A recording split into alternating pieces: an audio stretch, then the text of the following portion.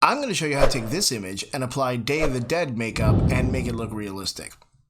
So stick around as I show you cultural appropriation in Photoshop.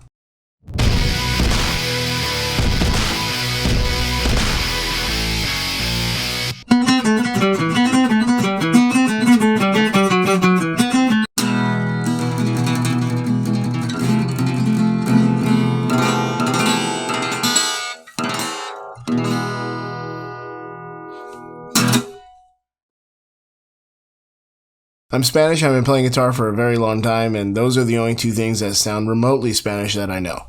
Hey everybody, welcome back. This is Ed from Dodging Karma Design, where designs become graphic, and I thank you so much for showing up yet again, and especially for the Halloween episode that we got going on today. It's going to be so much fun. You do not have to be an artist to truly appreciate the face paint and makeup and the outfits and the music and everything about the festival, the Day of the Dead.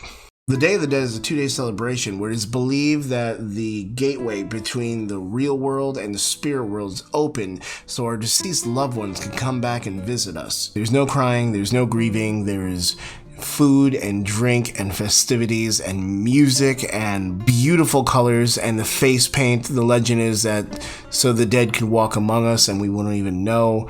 And it's just really beautiful. How is this like Halloween? It starts on the same day, but it ends November 2nd. So how are they connected? Well, they're not. Many ancient religions believe that there is a veil between both worlds. That on October 31st, whether you call it Halloween or All Hallows Eve or Samhain or the Day of the Dead, that is when the veil between the two worlds or the passageway between the two worlds is open or the thinnest, where they can cross over and hang out. Shockingly enough, Mexico is not the only country that celebrates the Day of the Dead. It's also Colombia, Ecuador, Honduras, El Salvador, Nicaragua, Peru, and Venezuela, and all have their own special and distinct ways of welcoming the dead. I know I made the whole cultural appropriation joke on it, but it's a very well-known practice that the Mexican culture really actually enjoys this to be embraced by all cultures because we all lose people and we all hope to get them back for even if it's a day. We're going to take a photograph and we're going to take a PNG image with a transparent background and we're going to overlay them onto each other, and I'm just going to show you little tips and tricks on how to make it look like it's actually formed to get that super cool realistic look, like it's actually painted on there. If you are new to this channel, I want to let you know that we cover everything from Photoshop to photography and everything design oriented in between. We have a lot of fun. I make a lot of jokes. I don't take anything very seriously. And if you found me, you're probably a designer yourself or you're trying to demystify Photoshop, and that's what I'm here for. Hit like, hit the subscribe button, crotch punch the bell, and share with all your friends.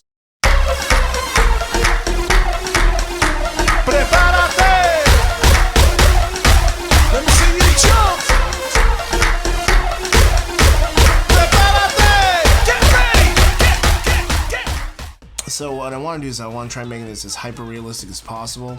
So what I do is I'm going to be taking the layer, duplicating it, going up to filter, going down to other, and finding high pass. And what I do there is I will be greeted with a window, a little flyout that says high pass filter, and there's a radius brush. You know, radius, she looks all wispy and mystical.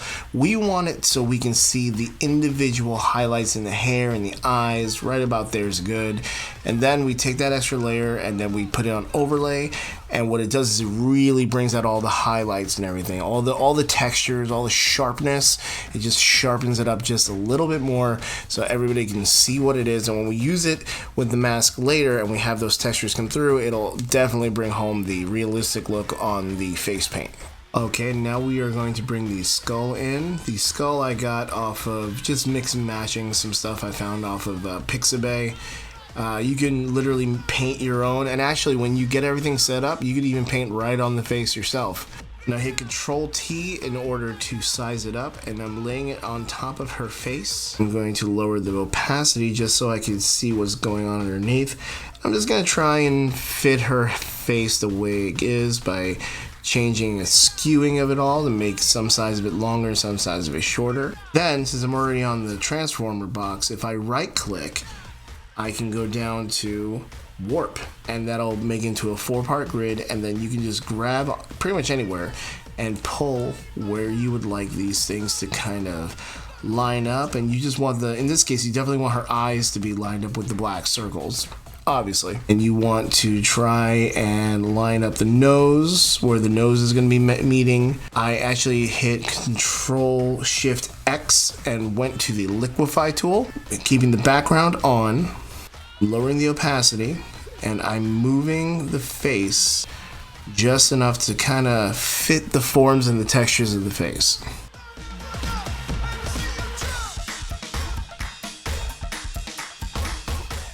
And when we are done with the liquify tool, I want to actually duplicate the layer that the mask is on, the face paint is on. And once I duplicate it, I want to name that new one black. And I'm going to hit the eyeball to turn that off for now. And I'm going to go down to the other layer and I'm going to put that under screen. And now if you notice what screen is doing, it's take away all the black. And now we go to the black layer and we hit multiply in the blending modes, and that gets rid of all the white. You want to keep them on separate layers so you have more control. Now we're going to put layer masks on both of them and drop them down to 63%. First, we're on the top one known as black, and what we're going to do is put a mask over it, and with a big soft black brush, we're going to paint away on the mask, which will get rid of what's on our actual layer, so we can have the eyes come through.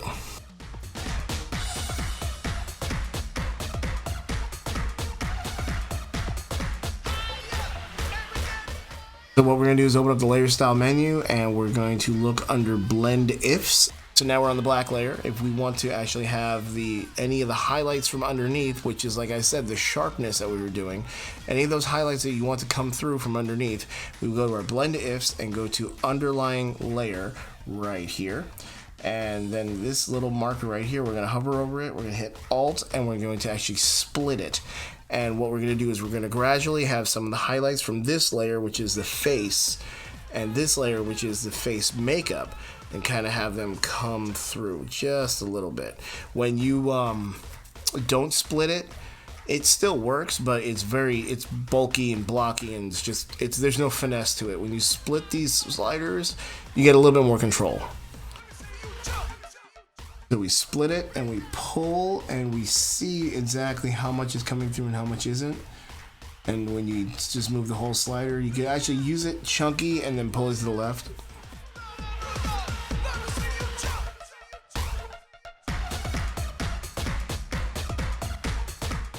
We're going to go down to the white, the skull, and all the colors. And we're going to do the same with that. Hair mask to make her lips, because we're not going to paint on her lips.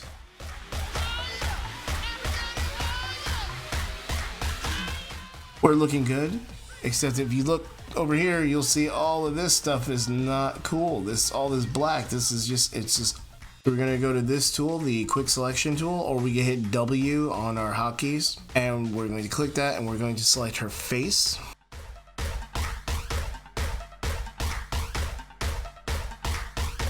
Then we're going to go up to select, go to modify, hit feather about 8.5, and that will feather the edges so it blends in better. And now that we have that as a mask, we can throw that on the group that is our actual mask. And if you look over here, all of it is awesome. You want to blur it just ever so slightly, so go to Gaussian blur. Just blur the edges just a little bit. So just blur the whole thing just a little bit to give it a little bit more realism.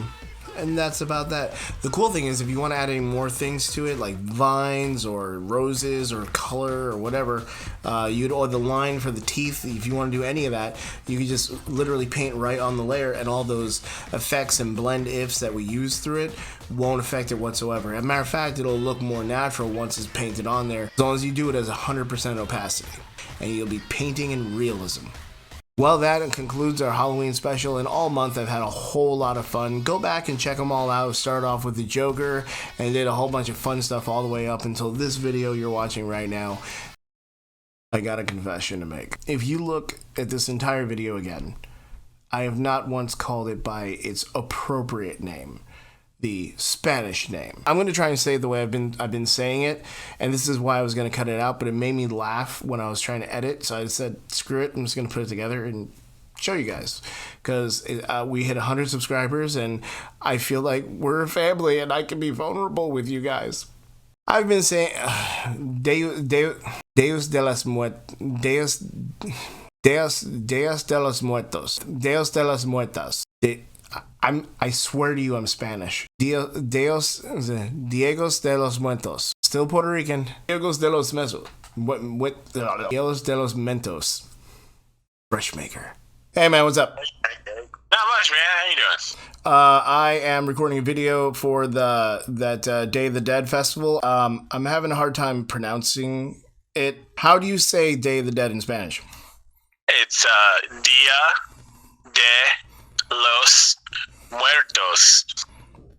Dias de los Muertos. No, you added a bunch of S's. It's Dia de los Muertos. Dias de los Muertos. You keep adding S's again. Pluralized everything, so you made it like a week-long event. It's more than one day, for the record. I know, but nobody says it like that. Hello? Hey, how you doing? I'm good, how are you? I'm alright. I'm doing a video on taking an image that looks like the makeup for the Day of the Dead festival and merging it with the actual with the subject and making it look realistic, right? Right. How do you say that festival in Spanish? Because I'm having a hard time saying it. Dia de los Muertos. Dio or Dia? Everyone's telling me different things. Dia. Dia de los Muertos. Dia, like dia is day, because there's a in day, so dia. Dia de Dia de los Muertos. Muertes or Muertos? Yeah, now you got me. Well, you're no damn help. I think it's O.